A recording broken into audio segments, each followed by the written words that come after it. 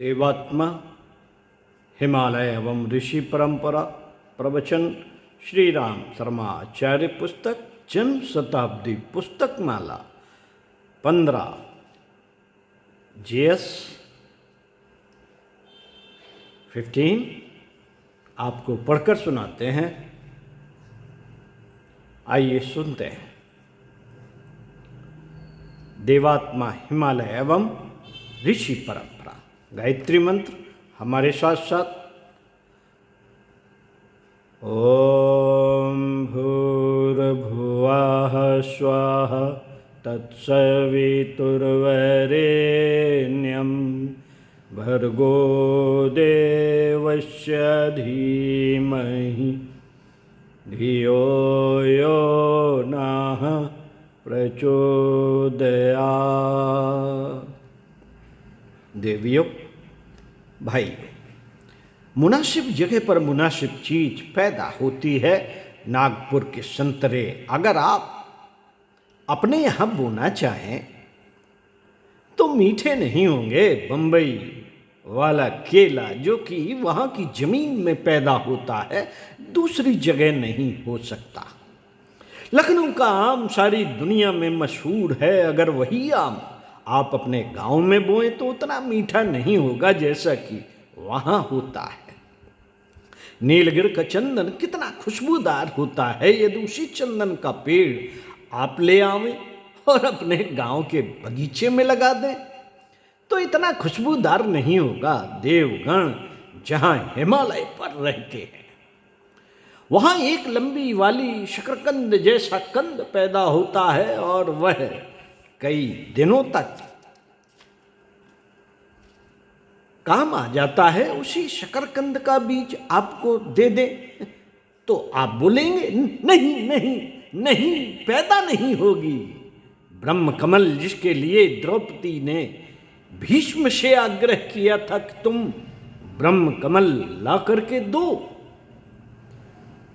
यह कहाँ पैदा होता है? यह उत्तराखंड में जहाँ गोमुख है उसके आगे तपोवन के नजदीक पैदा होता है। यह ब्रह्म कमल का फूल जमीन पर खिलता है, पानी में नहीं। यह अपनी जगह पर होता है। आप कहीं से बीज ले आए ब्रह्म कमल के, अपने घर में बोना चाहे तो हो सकता है ना, वहां नहीं हो सकता। जगह की अपनी महत्ता होती है। हिमालय की अपनी महत्ता है। सारे ऋषियों ने वहीं निवास किया था। स्वर्ग भी पहले वहीं था, ऋषियों की भूमि भी वहीं थी। बड़ी सामर्थ्यवान वहीं है। ऋषियों की भूमि भी बड़ी सामर्थ्यवान, बड़ी संस्कारवान भूमि है। हमको भी तप करने के लिए वहां भेज दिया गया था और अब हम यहाँ सप्त ऋषियों की भूमि शांति कुंज में है। देवात्मा हिमालय का अपना महत्व है। गंगा का अपना महत्व है। गंगा अपने में आध्यात्मिक शक्तियों को समेटे हुए है। यह न केवल उसके पीने के पानी में है बल्कि वह जहाँ होकर बहती है वहाँ का वातावरण भी कुछ विशेष होता है। सप्त ऋषियों की भूमि जहाँ सातों ऋषियों ने तपश्चर्या की थी और जो अभी भी ऊपर आसमान में दिखाई पड़ते हैं, उनकी जो भूमि है सप्त ऋषि भूमि, वह भी यही है जहाँ आपका यह शांति कुंज बना हुआ है। और भी गंगा के किनारे बहुत से ऐसे स्थान हैं जहाँ सिंह और गाय कभी एक घाट पर पानी पीने लगते थे। ऐसे प्राणवान स्थान भी होते हैं और सिद्ध पुरुष भी होते हैं।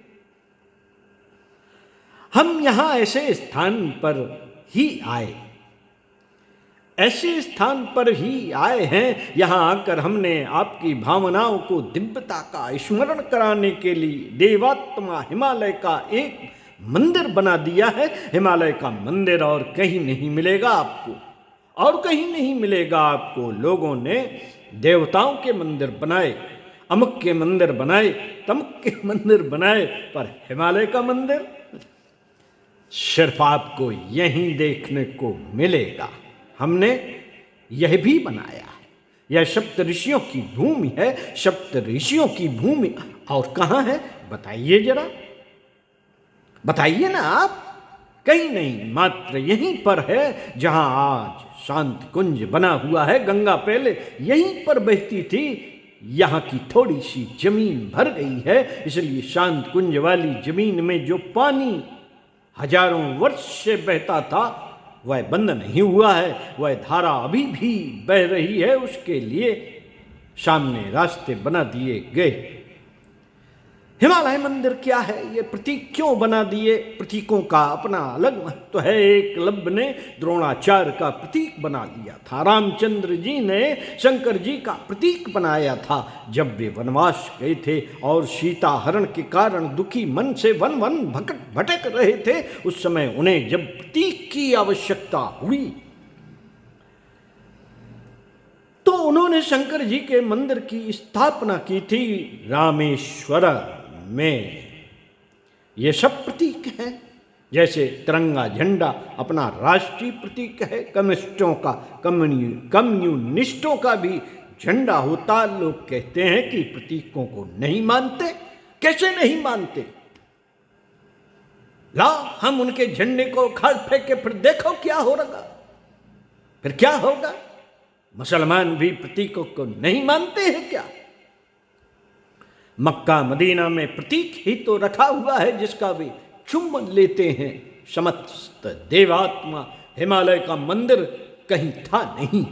भारतवर्ष का यह एक बड़ा अभाव था, वह हमने दूर किया है साथियों। ताकि साधना की दृष्टि से कोई आदमी आना चाहे तो इस स्थान पर आकर वह महत्वपूर्ण लाभ उठा सके, इसलिए यह बनाया है। मुनासिब जगह पर मुनासिब काम होते हैं। हिमालय में बहुत सारे ऋषि रहते हैं और जो भी ऋषि आए हैं वे सब हिमालय से आए हैं। उन्हीं ऋषियों का स्मरण दिलाने के लिए हमने यह कोशिश की है कि जो उन्होंने काम किए थे उनको समेट करके, पूरा न सही थोड़ा थोड़ा काम करें तो अच्छा होगा। हमने वही किया है। व्यास जी ने 18 पुराण लिखे थे, दर्शन भी लिखे थे। पुराणों और दर्शनों को हम लिख तो नहीं सके, पर हमने उनका अनुवाद किया है, वेदों का अनुवाद किया है। व्यास जी ने जो काम किए थे उस रास्ते पर हम भी चले हैं। और यहाँ जब आप शांत कुंज में आएंगे तो देखेंगे उनकी निशानी यहाँ भी विद्यमान है। महर्षि पतंजलि ने गुप्त काशी में रहकर योगाभ्यास किया था। आप जब आएंगे तो देखेंगे यहाँ जो कल्प साधना शिविर कराए जाते हैं, अन्य दूसरे शिविर कराए जाते हैं और यहाँ योगाभ्यासों का, प्राणायामों का विधि विधान सिखाया जाता है, वह हमने भी किया और आपको भी सिखाते हैं। पुराने जमाने के ऋषियों में याज्ञवल्क का महत्वपूर्ण स्थान है। उन्होंने यज्ञ के संबंध में शोध की थी।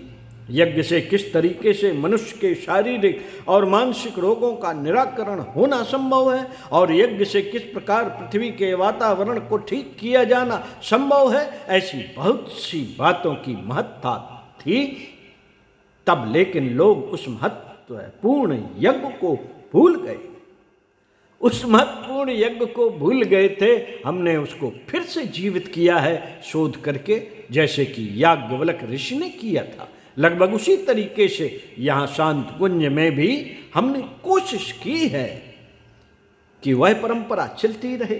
विश्वामित्र ऋषि थे, वे गायत्री के मंत्र दृष्टा हैं। गायत्री मंत्र जो हम बोलते हैं उसका विनियोग है, सविता देवता है और विश्वामित्र ऋषि।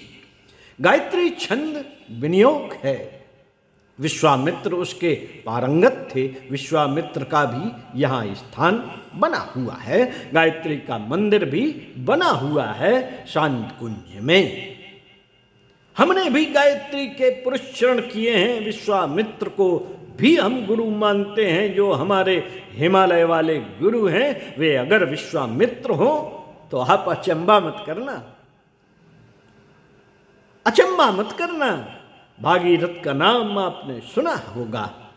उनने हिमालय पर तप किया था और तप करके गंगा को लाए थे। गंगा जब धरती पर आने लगी तो उनके प्रचंड वेग को देखकर भागीरथ भागीरथ ने सोचा कि है तो हमारे बूते का है नहीं। गंगा जी ने भी कहा जब मैं नीचे जमीन पर गिरूंगी तो सुराख हो जाएगा, सो तुम मुझे स्वर्ग से बुलाकर कैसे धारण करोगे। जब भागीरथ ने शंकर जी से मदद मांगी, शंकर जी ने अपनी जटाएं फैला दी। इस तरह स्वर्ग से जब गंगा आई थी तो पहले शंकर जी की जटाओं में आई, पीछे जमीन पर गिरी। भागीरथ आगे आगे चले, इसलिए गंगा भागीरथी कहलाई। यह आपको मालूम है ना, आपको मालूम है ना।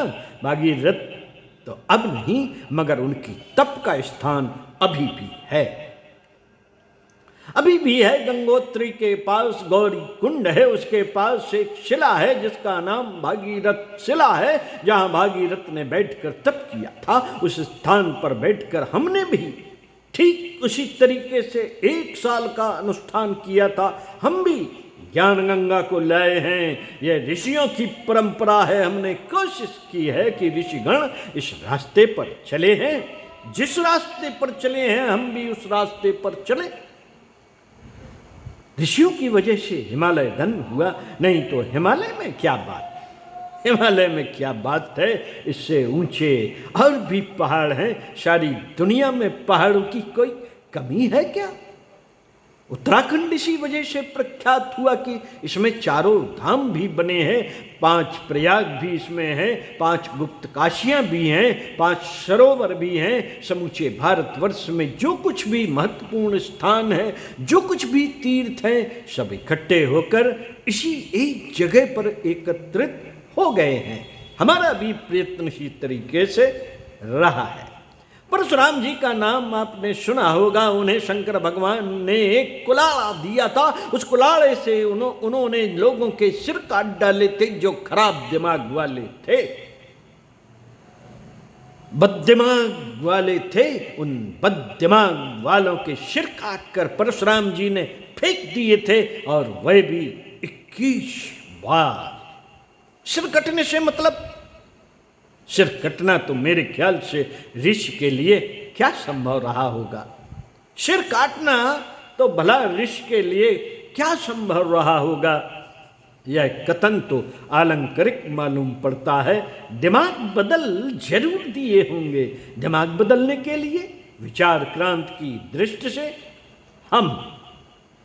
हम लगभग वही काम कर रहे हैं जो कि परशुराम जी ने फरसा लेकर किया था।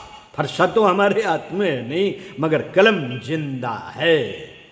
दोनों चीजें हमारे हाथ में हैं, और उन्हीं के सहारे हम लोगों के दिमाग को बदलने के लिए निरंतर प्रयत्नशील हैं। परशुराम जी यमुना जी को भी लाए थे और फरसा भी लाए थे।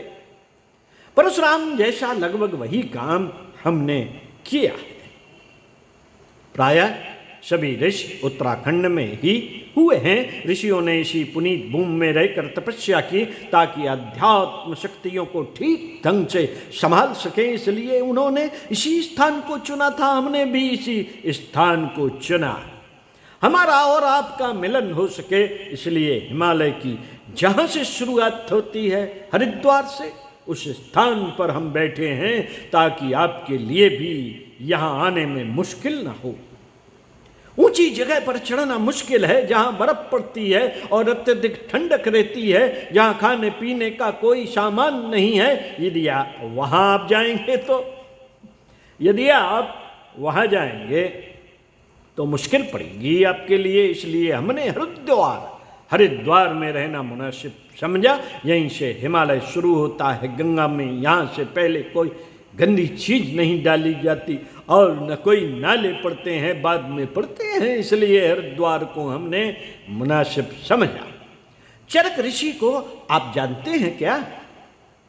चरक ऋषि प्राचीन काल में हुए हैं। उन्होंने दवाओं, प्राकृतिक औषधियों के संबंध में शोधें की थी, खोजें की थी। उनका स्थान केदारनाथ के पास था, जहाँ सिखों का गुरुद्वारा है। केदारनाथ के पास फूलों की घाटी है जो उन्हें बहुत प्रिय थी। अब तो वहाँ तोड़फोड़ के कारण सब जड़ी बूटियाँ नष्ट हो गई। वहाँ तो अब फूलों की घाटी भी नहीं। लेकिन अगर कभी आपको फूलों की घाटी देखने का मन हो तो आप गोमुख से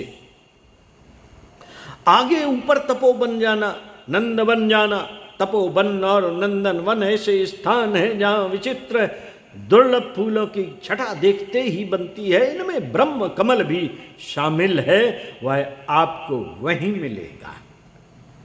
चरक के रास्ते पर हम भी चले, औषधियों के प्राचीन श्लोकों को ठीक तरीके से खोजबीन करने के लिए और उन्हें उनके सही और गलत होने की बाबत जानकारी प्राप्त करने के लिए यहाँ ब्रह्म वर्चस्व शोध संस्थान की स्थापना की है। जो कुछ भी संभव है, पुराना और नया, अर्थात पुराने ढंग से कैसे शोधें की जाती थी और नए ढंग से कैसे की जाती है, हमने यहाँ बनाने की कोशिश की है।